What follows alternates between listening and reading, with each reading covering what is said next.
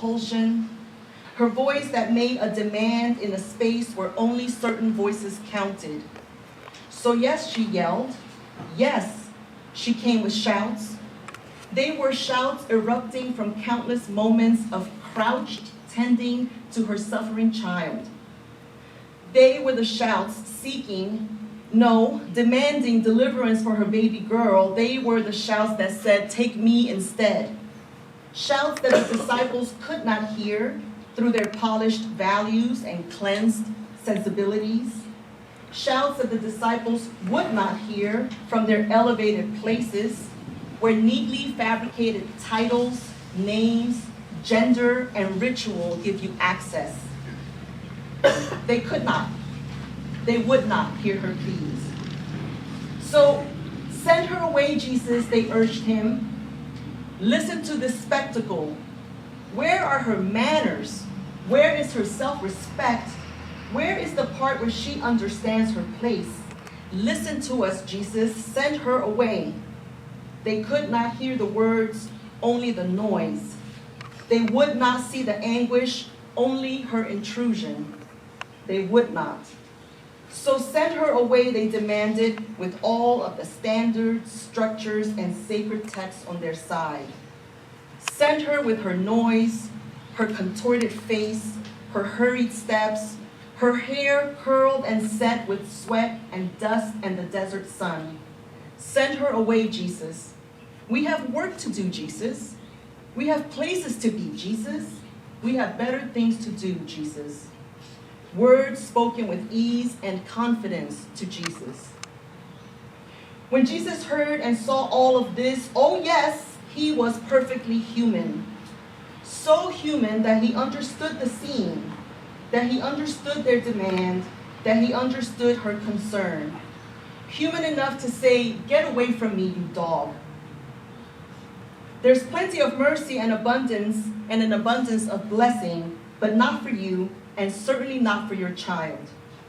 There, standing so perfectly human, was Jesus. There are those who can come before the presence of grace with ease and confidence. And then there is you. You with your messy life and embarrassing demand for mercy. Don't you know? Don't you know? The good that I have is not for dogs. It is for the lost who are stamped with all of the standards, structures, and sacred texts on their side. And then that woman with her womb knotted, fists clenched, eyes rich with resolve, she extended to Jesus the one thing he needed in order to see. It was a grace, rich with the invitation to understand that what comes out of the mouth is indeed what defiles. Though I am a dog to you, Jesus, I know that you would let even a dog eat the crumbs that fall from your table. It was a response so swift that we are not left to wonder how often she had been called a dog, seen as one, treated even worse than one. For in one remark, Jesus reveals that the Israelites had no intention of extending mercy, or grace, or generosity, or regard, or humanity to those without the standards, structures, and sacred texts on their side. Dogs, street dogs with tails tucked permanently, faced better odds at finding a crumb of mercy in the presence of these ancient neighbors. And we are not left to question whether she accepted this designation. It was not an admission of how she viewed herself. It was simply an acceptance of their ordinary use of words, an arrangement of words that came out of their mouths with the ease of a memorized prayer. Or like a skilled musician with their 10,000 hours of practice, moving fingers over keys or knobs or strings until there is mastery of motion, or words flowing like second nature, so swift was her response. Hers was a keen understanding and a flawless anticipation of the way things are. What is culture after all but the way things are? Words and actions meant to defile her her child, her people, their neighbors, their kin, even perfectly human Jesus.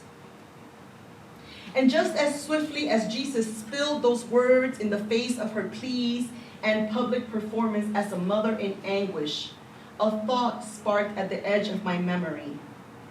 I have to admit before you today that this is one of only 2 repentant moments I can remember Jesus facing. This stands out as only the 2nd time that Jesus repents from words spoken too quickly, but with perfectly human speed. The other time that I recall Jesus reconsidering was at that garden before his death, when he asked to have that cup removed, that insurmountable and unavoidable cup of betrayal, denial, desertion, and death. That moment of please take this cup, followed immediately by, but it is not my will, God, but yours that must be done. There on his knees, pressed into the ground, elbows too perhaps, heavy with grief and a terrible loneliness in that mournful garden called Gethsemane, in that moment of shaken resolve, Jesus catches himself, repentant for his perfectly human anguish at what is and what was to come. That time is all I can recall, and now this one. Jesus before that woman who so masterfully and gracefully presents Jesus with his very own words, defiling words, coming out of his mouth, yes, his. Your suffering means nothing to me, he demonstrates with the flick of his hand and an upturned nose. What about us? What about what we have suffered and worked for? We are the chosen and sanctified. We belong to God, and it must follow that God belongs to us. His entitled words speaking of fairness in the face of suffering. I am not willing to run with those Christians who look at this exchange as merely a test for that woman. Those who want to elevate Jesus so high that he is no longer one of us. Those who embrace the neat schematics for avoiding a perfectly human Jesus in exchange for a perpetually sanctified entity that remains above the fray of human suffering. That is not the Jesus I see here. I see a Jesus crowned with the glory of the standards, structures, and sacred texts on his side, intended to draw lines, build walls, drop bombs on humans reduced to dogs. I see that Jesus in this moment, even if for a moment he is that. The Jesus who saw and recoiled when he heard that woman and he saw her approach. The Jesus who ate without washing his hands because that does not defile you. Do you not yet understand, as he urged his disciples in his most recent lesson, do you not yet understand that only what comes out of your mouth defiles? It was yet another lesson that with frustration Jesus has to explain again to his disciples when those Pharisees were targeting him and his dim disciples. That is the Jesus I see here, with his membership among the infinitely chosen, who from their own suffering, slavery, wandering aimlessly, and exile were delivered into this very moment. This moment that they summarized with "send her away," and he punctuated with "indeed, for she is but a dog." And that grieving Jesus, who mourned the locked-haired baptizer, he is not here. That Jesus who looked at the crowds and took compassion, not here either. The one who fed them and lingered with them at the end of that time together in that desolate place across the water, not him. Those parts of him reserved for some but not most, and certainly not for dogs. There with her urgency, her grief, her embarrassingly loud demand for something that was never meant to be hers, something that was reserved only for some, a special some, an infinitely chosen some. That woman took compassion on a perfectly human Jesus. And without the standards, structures, and sacred texts on her side, she bids Jesus, already on her knees, like the dog he was trained to see, she bids Jesus understand that it is what comes out of your mouth that defiles. There, before the eyes of an entire chorus of witnesses, witnesses beyond the dim dozen, witnesses that would reach across a millennia, even to us, we find that perfectly human Jesus, joyfully repentant, that he, with what was that? Surprise at her words? Surprise at his own awakening? No. It was surprise indeed, because Jesus cries out, "Woman!" But it was the surprised delight of the greatness of faith. A bigger faith than the disciples could muster in that storm. A bigger faith than the sinking Peter had the night when he thought to walk on water. A faith that crumbled the standards, structures, and sacred texts that were on their side.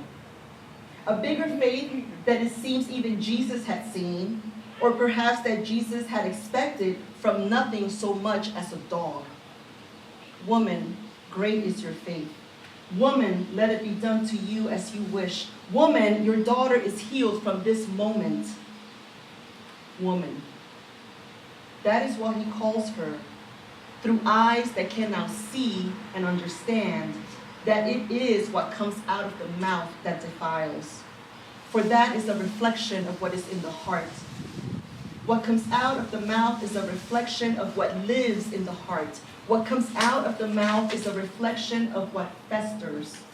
What comes out of the mouth, what is done with our hands, and where and how we step and stand in the world, all of it is a reflection of what is in the heart.